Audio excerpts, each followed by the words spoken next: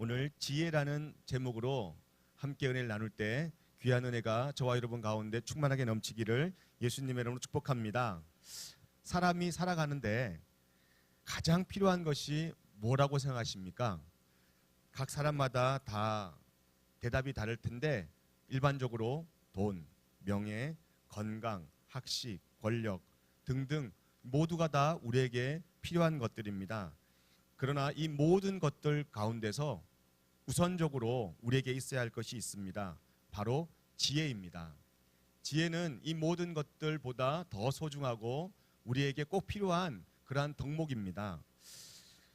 왜냐하면 지혜가 없으면 아무리 우리가 좋은 것을 가졌다 할지라도 즐기지 못하고 또 지키지도 못하며 오히려 그런 것들이 우리 인생으로 인해 패가 망신하는 그러한 삶을 선택하게 하고 살게 하기 때문입니다. 지혜가 없으면 돈이 있어도 오히려 돈의 노예가 되고 돈이 있는 것이 오히려 화를 불러 패망의 원인이 되기 때문입니다. 뿐 아니라 권력도 마찬가지입니다.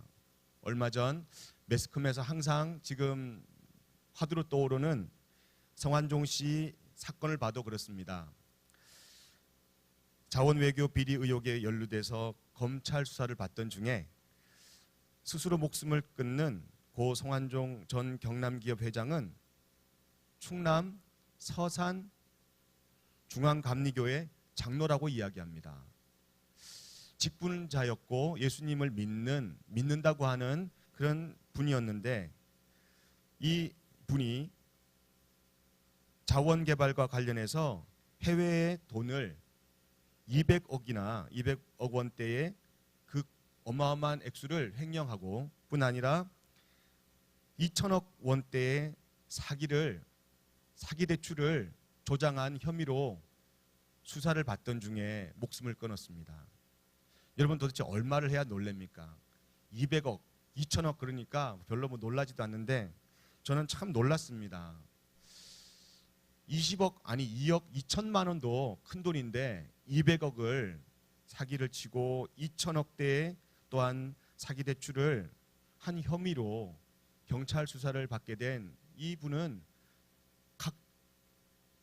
각 지역에 또 각종 자리에 많은 인맥들로 자신의 정치에 관련된 인사들이 포진해 있습니다. 저는 지혜가 없으면 이런 권력도 돈도 자기에게는 다 망하는 또 인생을 후회하는 그런 자원밖에 되지 않는다는 것을 이 단편적인 사건을 보고서라도 우리는 깨달을 수 있습니다. 심지어 그 어느 것보다 소중하다고 하는 건강, 이 건강도 우리가 지혜가 없으면 오히려 스스로 자만하는 그러한 원인이 되고 자기 몸을 망치는 결과를 초래하게 됩니다. 지혜는 참된 인생을 위해 우리에게 필수적인 덕목이요 뿐 아니라 지혜는 우리가 인생에서 무엇을 구해야 하는지 또한 무엇이 인생에 있어서 참으로 선한 것인지를 식별할 수 있는 그러한 좋은 덕목이 되기 때문에 또한 좋은 눈이 되기 때문에 우리에게 꼭 있어야 합니다. 인생을 어떻게 살아야 하는지 어떤 자세로 어떤 태도로 우리가 인생을 걸어가야 하는지를 자세하게 알려주는 안내자 역할을 바로 지혜가 하는 것입니다. 그러므로 우리가 오늘 이 시간 다른 것 다 갖췄다 해도 지혜가 없으면 참 우리는 불안한 인생이고 불완전한 인생이 될 수밖에 없습니다. 여러분 오늘 이 귀한 지혜가 저와 여러분 속에 있기를 예수님의 이름으로 축복합니다. 예수를 믿는 사람들에게 소중한 것 세 가지 이야기하라면 두 번 생각하지 않고 믿음, 소망, 사랑 이렇게 이야기합니다. 정답입니다. 성경에 나와 있는 말씀입니다. 그래서 이 세 가지 덕목이 가장 소중하고 또 우리 인생에 있어서 가장 가치 있는 것들임에 틀림이 없습니다. 믿음이 없으면 하나님과의 관계가 끊어져 버리죠. 그래서 우리 인생의 토대도 무너져 버립니다. 믿음 반드시 있어야 합니다. 사랑 없으면 더불어 살아야 하는 우리 이웃들과 관계가 차단되기 때문에 또 하나님과 관계가 차단되기 때문에 사랑도 반드시 있어야 우리의 삶이 고립되지 않고 보람과 재미와 의미를 우리가 발견할 수 있습니다. 사랑 있어야 합니다. 또한 소망이 없으면 미래가 막혀버린 답답한 인생이 됩니다. 소망은 반드시 있어야 합니다. 그래서 믿음, 소망, 사랑은 우리의 삶을 하나님의 세계 위에 토대를 우리가 내리고 이웃과 더불어 미래의 소망 가운데 보람있고 또 풍요한 삶을 살아가는데 귀한 가치를 제공해 줍니다. 그런데 지혜는 어찌 보면 이 믿음과 소망과 사랑보다 더 중요하고 더 가치 있는 그러한 덕목이 바로 지혜입니다. 이 인생에 있어서 소중한 것이 무엇인지 올곧게 깨닫게 해주는 것이 지혜이기 때문입니다. 그러므로 고린도전서 13장에는 믿음, 소망, 사랑 이 세 가지는 영원히 있을 것인데 그 중에 제일은 사랑이라 그랬죠. 오늘 저는 지혜를 묵상하면서 믿음, 소망, 사랑 그리고 지혜 이 네 가지는 영원히 있을 것인데 여러분들이 대답해 주셔야 됩니다. 답은 지혜예요. 저는 답을 다 알려드리기 때문에 많고 편합니다. 그 중에 제일은 뭐라고요? 지혜입니다. 참 지혜가 우리에게 꼭 필요합니다. 그렇다면 첫 번째로 왜 우리에게 지혜가 있어야 합니까? 왜 우리는 지혜가 있어야 합니까? PPT가 안 되나요? 왜 우리에게 지혜가 있어야 합니까? 안 되면 안 된 대로 그냥 갑니다. 인간의 외적 발육을 우리가 성장이라고 이야기합니다. 그런데 반면 우리 인간의 내면적인 발육은 성숙이라고 이야기합니다. 그래서 외적 발육인 이 성장에는 사람마다 다 한계가 있습니다. 그래서 20대까지 육체가 성장하다가 이 30대에 접어들어서 우리 육체는 이제 성장을 멈추고 정체 상황을 이루다가 이후로는 점점 쇠퇴하게 되어 있습니다. 저와 여러분은 지금 계속 쇠퇴하고 있는 중이에요. 인정하든 인정하지 않든 우리는 계속 이렇게 쇠퇴하고 있습니다. 그런데 이 내적 발육은 이 내적 발육인 성숙은 생명을 다하는 그날까지 끊임없이 우리 안에서 계속 되어집니다. 성숙을 추구하는 사람은 계속 성숙하다가 결국에는 원숙의 경지까지 들어가게 됩니다. 우리가 추구하는 것은 성장이 아니라 성숙입니다. 성숙의 필수 덕목이 바로 지혜입니다. 그러므로 우리에게 꼭 필요한 것이 지혜인 줄로 믿습니다.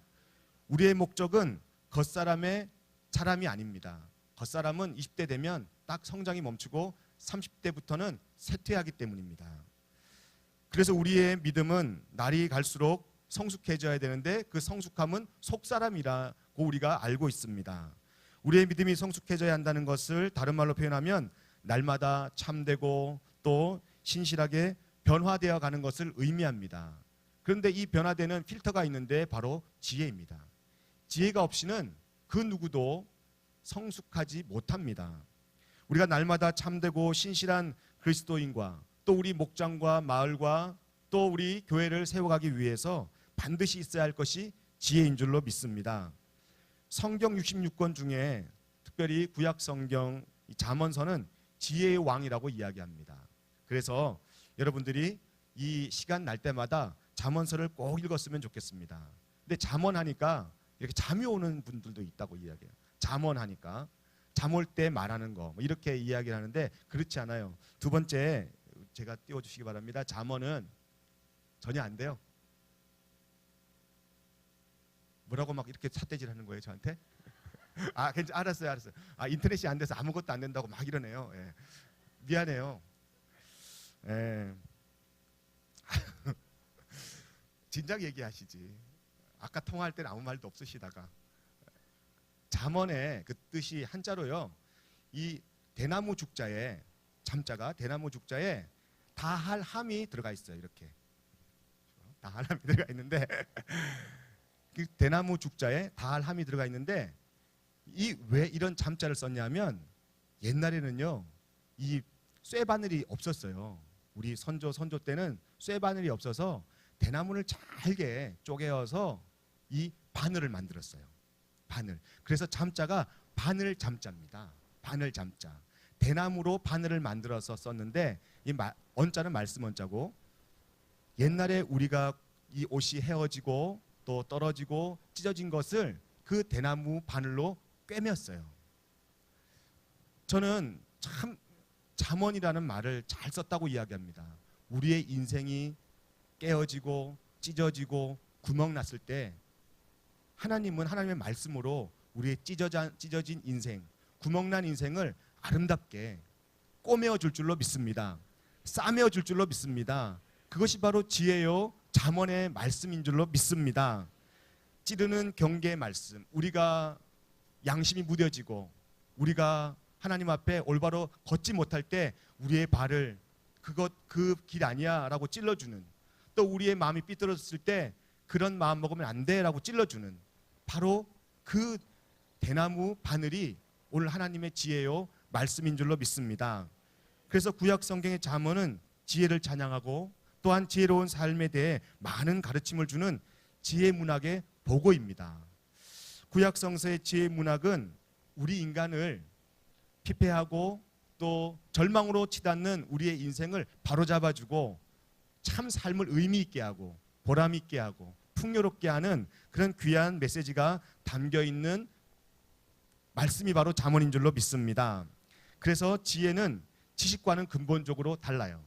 지혜와 지식을 구분 못하시는 분들이 있는데, 지식이 아무리 많아도 지혜롭지 못하면 자기 인생을 망치는 사람을 우리는 얼마든지 볼 수 있습니다. 지식이 많다고 해서 자기의 인생을 올바로 살아가는 사람이 있다라는 것은 우리가 지혜 없는 사람이 아무리 지식을 많이 가져도 자기 인생을 올바로 걷지 못합니다. 그래서 지식은 책을 통해서 누구나 습득할 수 있는 것이지만 이 지혜는 그런 노력으로만 가지고는 얻을 수 없는 것입니다. 지식은 인격과는 무관합니다. 그러나 지혜는 우리의 속사람의 인격을 형성하고 인격을 다스리는 그런 힘이 바로 지혜입니다. 지식은 결코 지혜를 낳지 못합니다. 뿐 아니라 지혜는 지식을 더 좋은 곳으로 인도해서 사람의 그 지식을 빛나게 하는 것이 바로 지혜입니다. 그래서 우리는 우리 인생에 있어서 무엇보다 구할 것은 지혜입니다. 지식은 인생을 살리기도 하고 죽이기도 하지만, 그렇죠. 의학 지식은 사람을 죽이기도 하고 살리기도 하지만 지혜는 언제나 인생을 풍요롭게 살려내는 것인 줄로 믿습니다. 지혜 없는 지식은 위험하며 맹목적이고 파괴 죽일 수 있지만 지혜를 겸비한 지식은 늘 사람을 아름답게 세워가며 사람을 늘 보람있게 만들어가는 힘인 줄로 믿습니다. 지혜는 또 우리가 말하는 이 꾀하고도 다른 것입니다. 이 꾀하고 지혜하고 비슷하게 생각하는 사람이 있어요. 임기응변하고 비슷하게 생각하는 사람이 있습니다. 그렇지 않습니다. 선악이나 이 시비에 관계없이 자신의 편의와 이익을 추구하는 원칙 없이 타협하고, 또한 배신을 일삼고 수단과 방법을 가르지 않고 출세를 도모하는 이른바 능한 처세술과 임기응변을 지혜라고 하지 않습니다. 그런 것들은 지혜와 무관한 것들입니다. 꾀를 부리는 사람은 결국 자기 꾀에 넘어지게 마련입니다. 꾀는 자기 인생을 파국으로 몰고 가지만 지혜는 인생을 아름답게 결론 짓는 그러한 귀한 능력인 줄로 믿습니다. 자신의 선악 시비에 대한 판단을 절대화하지 않고 자기만 옳다고 이야기하지 않고 자기 자신을 우상화하지 않고 늘 겸손함과 동시에 지혜는 지식으로 얻어지는 것도 아니고 꾀로도 얻어지는 것도 아님을 깨닫고 늘 하나님께 구하는 자가 바로 지혜 있는 자입니다. 그러면 어떻게 하면 이 귀한 지혜를 우리가 얻을 수 있겠습니까? 지혜는 어디서 오는 것입니까? 명철은 어디서 오는 것입니까? 욥기서 28장 20절은 이렇게 하나님 앞에 묻습니다. 욥이 고난을 당하고 난 다음에 그런즉 도대체 지혜는 어디서 옵니까? 돼요? 그리고 명철이 머무는 곳은 어디입니까? 라고 묻습니다. 그때 하나님이 이 욥에 대한 질문에 대답을 합니다. 어떻게 대답하냐면 28절이 하나님이 대답을 하시는 내용입니다. 28절 같이 읽겠습니다. 시작. 또 사람에게 말씀하셨도다. 보라, 주를 경외함이 지혜요 악을 떠남이 명철이니라. 하나님은 무엇이 지혜인지를 지금 28절에서 말씀해 주시고 있습니다. 보라, 주를 경외함이 지혜요 악을 떠남이 명철이니라. 아멘. 그렇습니다.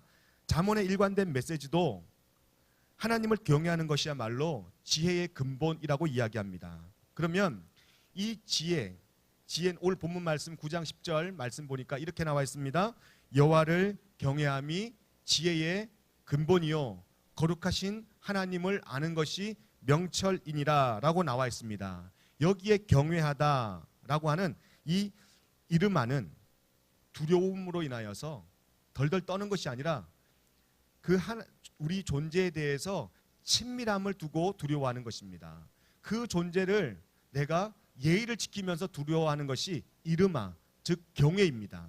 경외는 그 존재에 대해서 확실하게 알고 그 존재에 대한 경외심을 갖는 것이 바로 오늘 이 이름아라는 내용입니다. 그래서 존경하고 그리고 친밀한 두려움 그리고 그 대상에 대해서 예의를 지키는 것이 이름아, 경외라는 뜻입니다.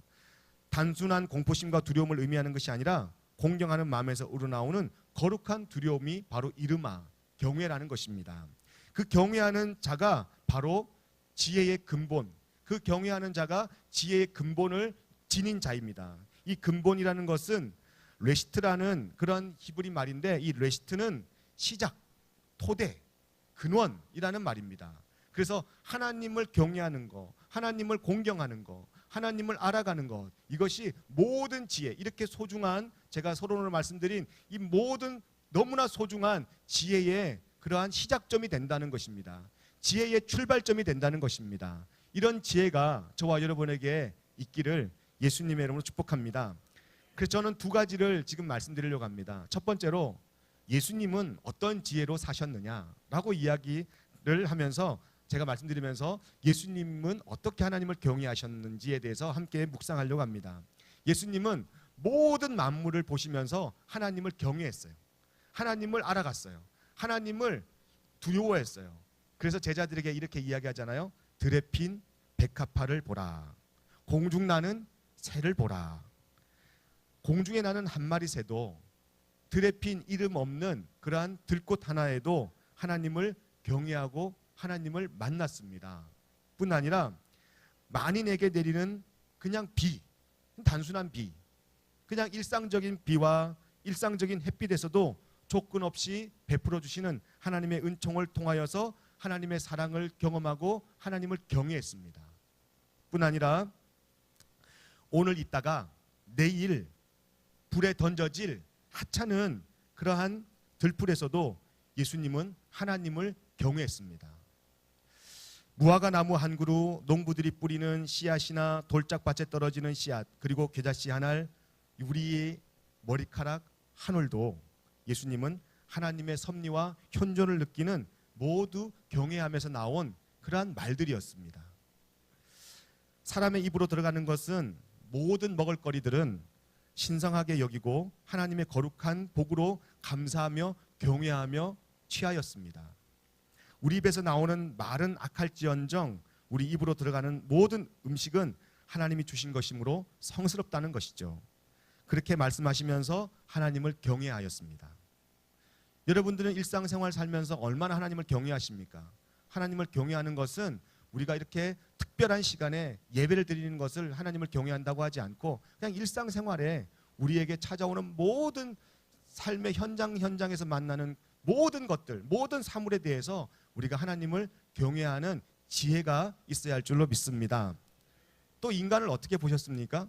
인간을 보실 때 잘난 사람, 못난 사람, 의로운 사람이나 죄인이나 건강한 자나 병든 자나 유다 사람이나 또한 사마리아 사람이나 남자나 여자나 어른이나 어린아이나 할 것 없이 예수님은 모든 사람을 하나님을 경외하는 마음으로 바라보았습니다.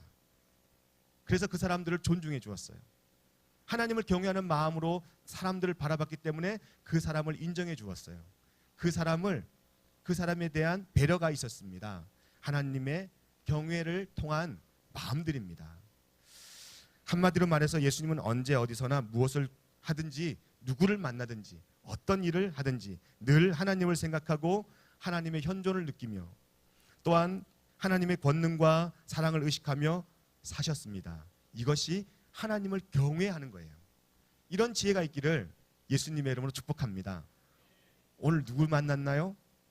여러분 오늘 무엇을 이 사물을 바라보면서 무엇을 느꼈나요?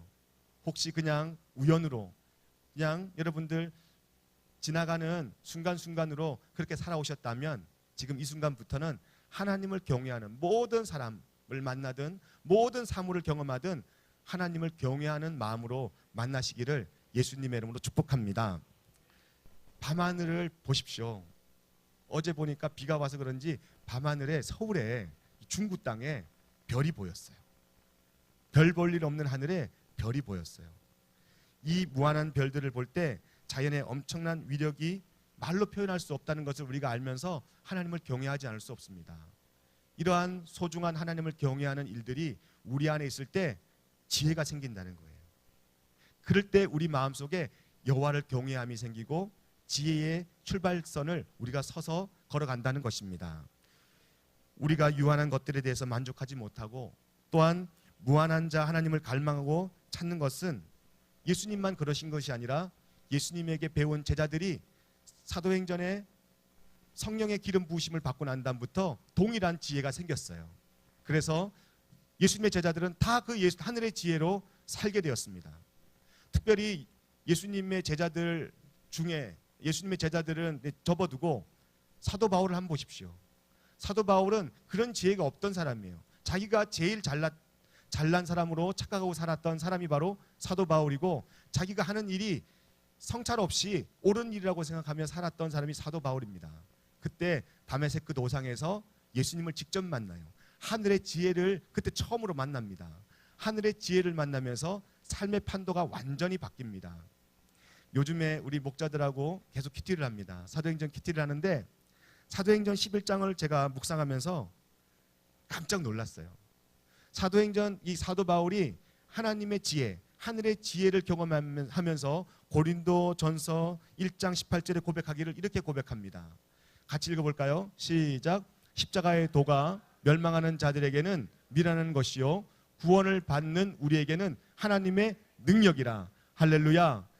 예수님이 살아가신 하나님을 경외하며 살아가신 십자가의 길, 그 십자가의 도가 예전에는 사도 바울이 미련하다 그랬습니다.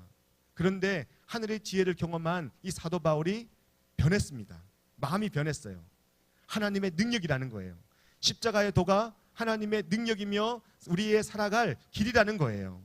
그렇게 살아간 이 사도 바울이 갈라디아서 교회를 세워나가는 과정을 보면서 참 안디옥 교회를 세워나가는 과정을 보면서 많은 은혜를 받습니다. 이 사도 바울이 결국에는 갈라디아서 2장 20절에 고백하기를 이렇게 고백합니다. 함께 읽어볼까요? 갈라디아서 2장 20절입니다. 시작. 내가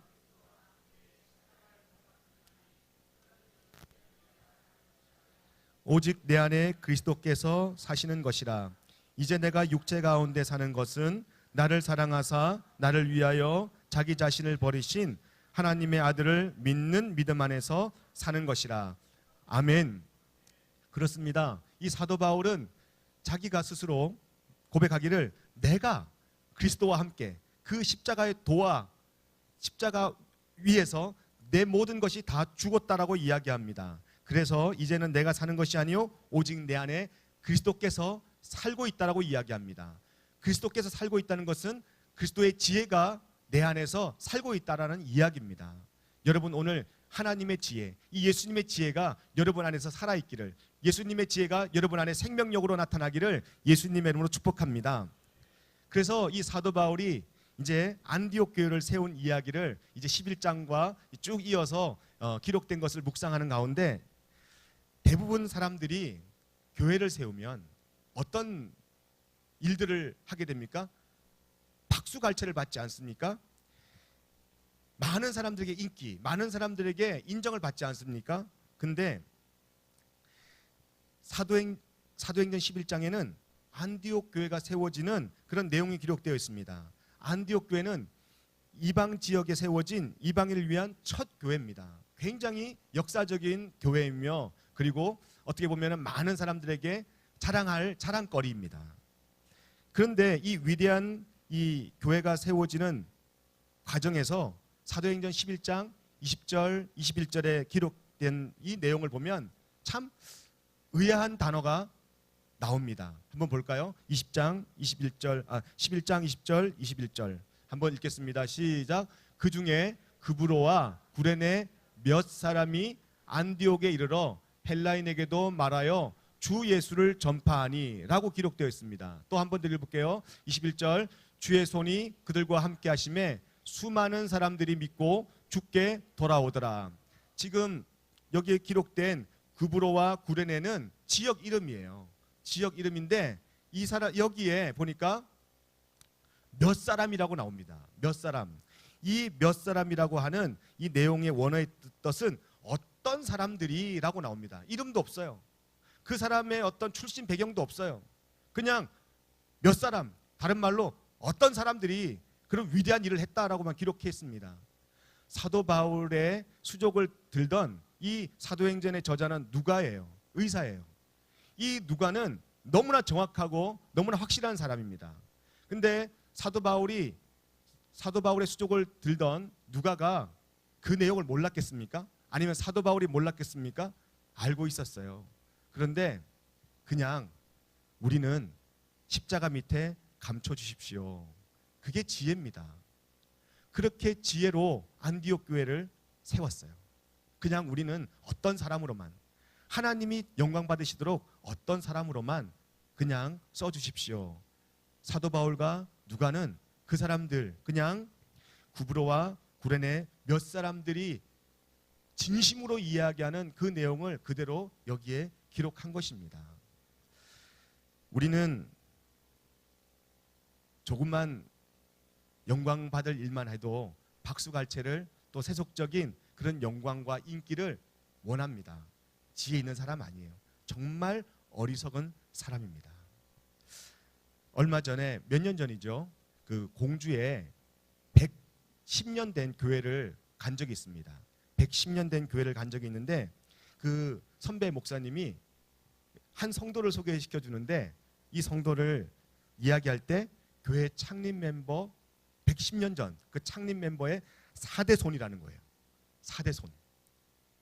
참 창립한 지 4대가 흘렀는데도 그 영광을 아직도 받고 있어요. 저는 참 의아했습니다.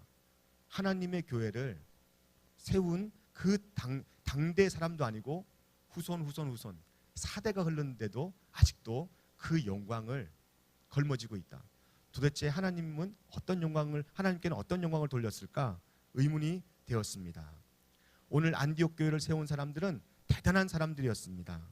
그러나 그 대단한 사람들이 사람들의 인기와 또한 세상의 박수갈채를 받으며 자기 자신을 과시하고 세상 사람들부터 존경받고 세상 사람들로부터 높임받는 것을 거절했습니다. 인간의 본능임에도 불구하고 인간의 본능을 십자가에 못 박았습니다. 이것이 하늘의 지혜인 줄로 믿습니다. 사도 바울은 그렇게 살았고요. 그렇게 하나님을 높이며 하늘의 지혜로 살아갔습니다. 말씀을 준비하면서 이런 글이 있어서 여러분과 함께 나누고자 원합니다. 어리석은 인간이라는 제목입니다. 인간들은 어린 시절 너무 지겨워서 빨리 어른이 되고자 합니다. 그렇지만 어른이 돼서는 다시 어린이처럼 되고 싶어 하는 것이 인간입니다. 몇 년만 젊었어도 우리 그렇게 이야기하잖아요. 인간들은 돈을 벌기 위해 건강을 잃고 이제는 건강을 찾기 위해 돈을 잃어버립니다. 인간들은 미래를 불안해하며 현재를 잊고 살지만 현재를 사는 것도 미래를 사는 것도 아닌 어중간한 삶을 살고 있습니다. 인간들은 마치 죽지 않을 것처럼 살고 마치 살지 않았던 것처럼 죽습니다. 참 이 마지막 말이 마음에 많이 와닿더라고요. 인간들은 마치 죽지 않을 것처럼 살고 마치 살지 않았던 것처럼 죽습니다. 장례를 많이 치릅니다. 그때마다 느끼는 것은 죽음을 생각하고 사는 사람은 많이 없습니다. 생시에 우리는 모두 우리 가슴에 탐욕과 욕심의 눈이 멀어서 현재를 잃어버리고 살아가는 어리석음을 범할 때가 많습니다. 그래서 우리는 마치 죽지 않을 것처럼 살다가 정작 죽음을 맞이할 때는 한 번도 제대로 인생을 살아본 적이 없었다는 허전한 느낌을 가지고 후회와 또한 마음의 미련만 남기고 인생을 마감하는 것이 인간이라고 이야기합니다. 참 도전이 됩니다. 인생의 참모습을 깨닫는 그 지혜가 우리에게 꼭 필요한 줄로 믿습니다. 이제 예화를 하나 들고 말씀을 마치고 함께 기도하기 원합니다. 이 호주와 하와이 사이에 나우루라는 작은 섬으로 된 나우루 공화국이 있습니다. 이 나우루 공화국은 세계에서 가장 부유한 나라였습니다. 가장 부유한 나라였어요. 얼마나 부유했냐면 1800년도 우리나라 국민 그 소득이 약 6,000불밖에 안 됐어요. 근데 그때 1800년도에 이 나우루 공화국은 2만 불이 넘었어요. 도대체 얼마를 해야 놀랍니까? 지금 우리가 거의 2만 불, 그냥 숫자로만 2만 불 그러는데 그때 80년도에 2만 불이 넘었습니다. 땅이 크지도 않아요. 울릉도의 3분의 2 정도밖에 안 됩니다. 그렇게 3분의 2나 1 정도밖에 안 되는 그 작은 땅덩어리에서 80년대 국민소득 2만 불이라는 어마어마한 그러한 부를 누리면서 산 이 나우루 공화국은 무엇으로 그렇게 부를 누리게 되었는지 보니까 이 새들이 이 똥을 누면은 그게 몇천 년간 쌓였는데 인광석이라고 하는 화학 재료를 만드는 아주 중요한 비료가 되었어요. 인광석. 그래서요, 이 인광석을 캐 가지고서 팔았는데 이게 어마어마한 부의 가치를 안겨다 준 겁니다. 그래서 이 인광석 때문에 부유한 나라가 되었는데 2003년 어느 날 이제 인광석이 바닥났음을 공식적으로 나라가 선포했습니다. 2년 후 2005년 국가가 결국 파산을 선포했습니다. 현재 딱 30년 만에 이 세계에서 가장 부유한 나라인 나우루 공화국은 세계에서 가장 가난한 나라로 전락해 버렸습니다. 인광석이 영원히 없어지지 않을 것처럼, 영원히 인광석이 나올 것처럼 그렇게 생각하며 아무런 대비책도 없이 살았습니다. 오죽하면요, 우리는 조금 여행 갈 때, 우리 마을에서 좀 멀리 여행 갈 때 버스 전세 내서 가면 아유 대단하다 그러잖아요. 근데 80년도, 90년도에 이 사람들은요 비행기를 전세 내서 세계 여행을 다녔어요. 국민들이 비행기를 전세 내서 그렇게 흥청망청 30년 동안 살았는데 30년 후에 완전 망한 나라로 전락해 버렸습니다. 저는 나우루 섬과 인광석 이야기를 들으면서 우리 개인과 한번 비교해 보았습니다. 우리 개인의 삶은 어떻습니까? 사람들은 저마다 이 생명이라는 인광석이 무궁무진하다는 착각 속에 살고 있습니다. 정말 그럴까요? 사람들은 아무리 나이가 들어도 자기는 천년 만년 살 것이라는 착각 속에 아무런 대비 없이, 죽음에 대한 아무런 대책 없이 살아갑니다. 전혀 죽음을 준비하지 않은 채 자기는 예외라고 늘 생각합니다. 그래서 세상의 박수갈채를 위해 또 욕망을 위해서 뿐 아니라 천하보다 더 귀한 자기 생명을 점점 인광석 팔아서 먹듯이 깎아 먹고 살고 있습니다. 그러다가 어느 날 하나님이 우리의 호흡을 멈추게 할 때, 그때가 반드시 올 때, 그때 우리 인생은 나우루 섬의 인광석처럼 고갈되고 많은 이런 후회밖에 남지 않는다는 것을 우리는 잘 알고 있어야 합니다. 여러분 기억하십시오. 오늘 내가 그리스도인으로서, 또 오늘 내가 참 인생의 행복과 의미를 살아가기를 원하는 한 존재로서 여러분들이 살기를 원한다면 하늘의 지혜, 하나님을 경외하는 하늘의 지혜가 있어야 할 줄로 믿습니다. 그래서 오늘 여러분들의 삶의 길 가운데 늘 하나님을 경외하는 지혜로 말미암아 하루하루의 삶이 인광석처럼 없어지는 삶이 아니라, 낭비되는 삶이 아니라 가장 소중하고 가장 즐겁고 가장 행복하고 가장 의미 있고 가장 가치 있는 하루하루의 삶을 살아가기를 예수님의 이름으로 축복합니다. 함께 우리 찬양 드리면서 이 사는 가사처럼 하나님 오늘 내가 내 삶의 눈을 가리는 그러한 욕심들은 무엇입니까? 내 삶에 하나님을 경외하는 것을 방해하는 것들은 무엇입니까? 하나님 오늘 내가 버려야 할 것, 또 내가 오늘 내려놓아야 할 것이 있다면 하나님의 지혜를 사모하는 마음으로 내려놓게 하여 주옵시고, 어떤 사물을 만나든 어떤 사람을 만나든 예수님이 그렇게 했던 것처럼, 또 사도 바울이 그렇게 지혜로 살아갔던 것처럼 늘 주님을 경외하며 하루하루 의미 있게 살게 하여 주시옵소서 하는 마음으로 우리 찬양 드리고 기도하는데, 우리 교회를 위해서, 또 우리 교회 건축을 위해서, 우리 또 담임 목사를 위해서, 가지고 나온 기도 제목들을 위해서 기도하시다가 자유롭게 돌아가십니다.